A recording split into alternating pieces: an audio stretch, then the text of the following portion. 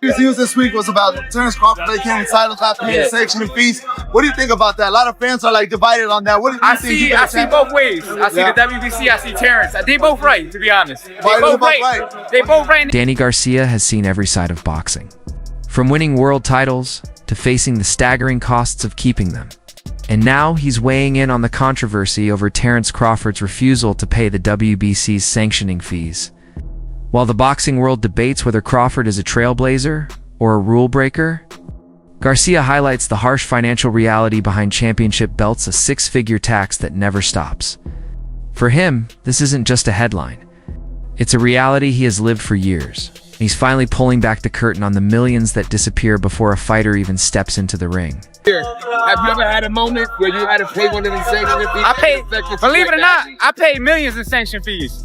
Six figures every time. Boxers are afraid to speak out against the sanctioning bodies, knowing that criticizing the WBC or WBA could tank their rankings and cost them a shot at a title fight and the payday that comes with it. That's why Danny Garcia's recent interview with Fight Hub TV is so compelling. He didn't dodge the question, or did he simply pick a side to stay trendy? When asked about the week's biggest news, Garcia leaned back and gave perhaps the most honest answer yet. I see both ways. They're both right. To be honest, at first, it sounds diplomatic, like he's sitting on the fence. But as he spoke further, it became clear he wasn't defending the organizations. He was exposing the hidden costs of being a champion.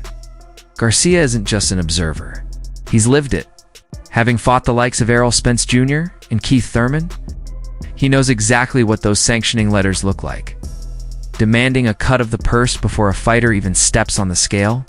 His perspective reframes the conversation from Crawford as being difficult to a more pressing question. Is this actually standard practice?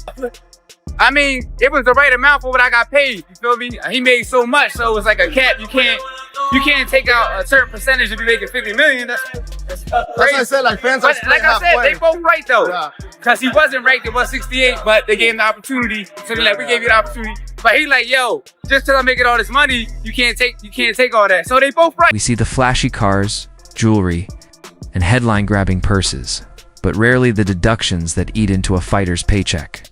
In his interview, Danny Garcia revealed he has paid millions in sanctioning fees over his career money earned by taking punches. It's handed over for a leather belt. Standard fees range from 2 to 3% of a purse, manageable at $50,000 fights, but astronomical for stars like Terence Crawford or Canelo Alvarez. Garcia suggests a simple solution: a cap or flat fee, ensuring the sanctioning bodies are compensated without draining the fighter. A logical stance that clashes with boxing politics, where the WBC insists it is owed its cut, no matter how many zeros are on the check. Terence Crawford was stripped of his titles because he didn't pay a fee back to the World Boxing Confederation or whatever it is for $300,000. So they stripped his title because he didn't pay them that amount of cash afterwards. And so he's not the champion because he didn't pay them. They stripped him, whatever the case. It seems like really odd timing that this news gets released right now when tomorrow, I believe, there is a conversation happening in Congress about a little bit of an evolution of this or a revival of this particular act. And I know Zuffa is a massive piece of this, but you're not the only ones. There's a lot of boxers that are backing this. There's a lot of people in the boxing business that are backing it. There are retractors, obviously. Can you tell me about what you guys are trying to do and why people would not want you to do it that are in the boxing world? Of course. So first of all, on the Terence Crawford side, you watched that fight on Netflix on September 13th. Terence Crawford, amazing effort against Canelo, who also had an amazing effort. Terence Crawford unanimously won that championship. So how, in fact, is it 2.5 months later that he's no longer the champion of the World Boxing Confederation because he didn't pay a fee?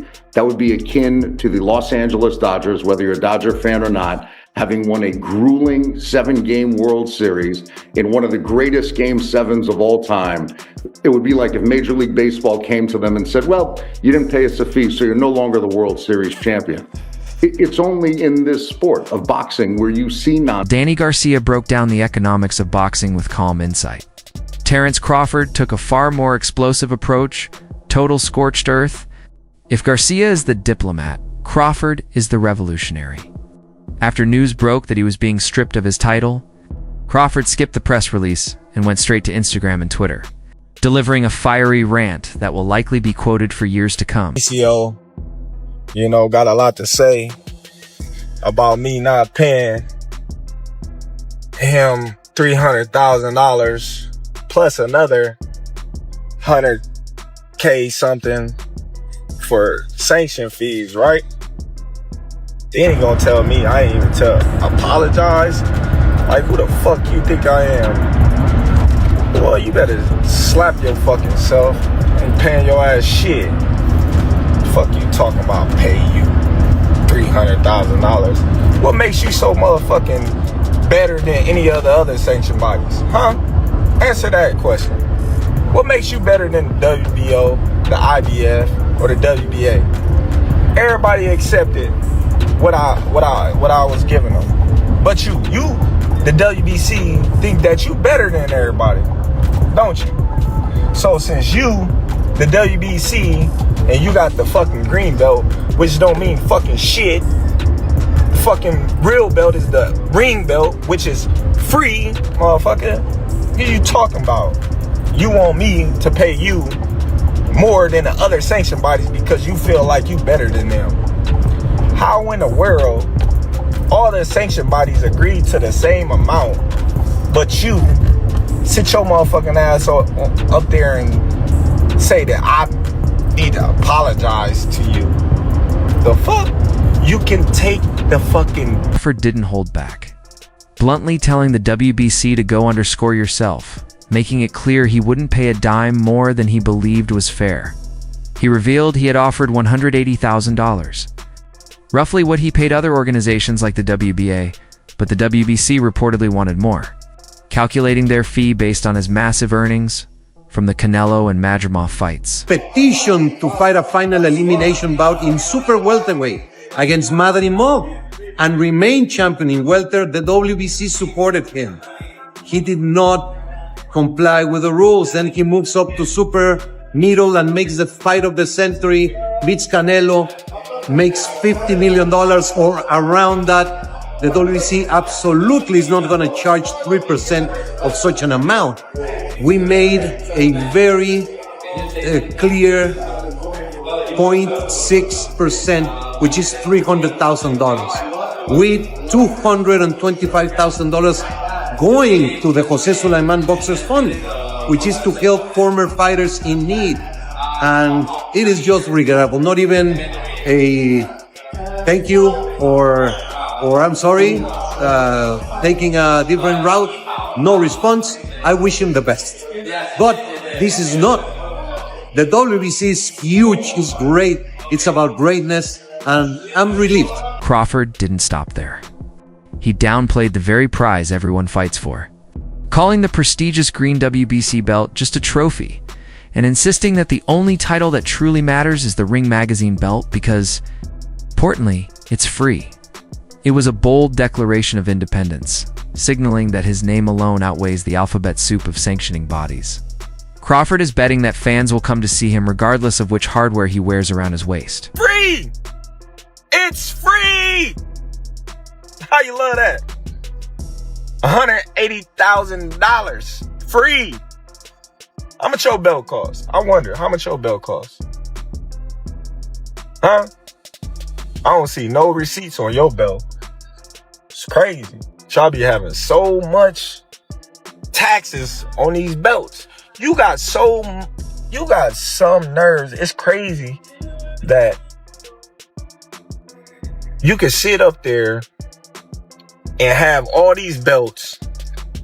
You know, you got the WBC silver, the WBA intern, the whatever belt y'all got, and you taxing these fighters every time they fight, and you claim that you for these fighters.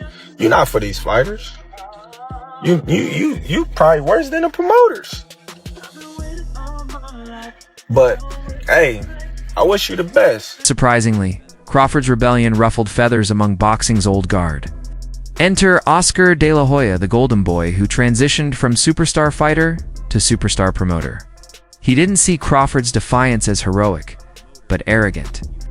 In a widely shared video, De La Hoya expressed disappointment, accusing the Nebraska native of disrespecting the sport that made him rich. He suggested Crawford's massive late career paydays had gone to his head, questioning whether he had forgotten where he came from.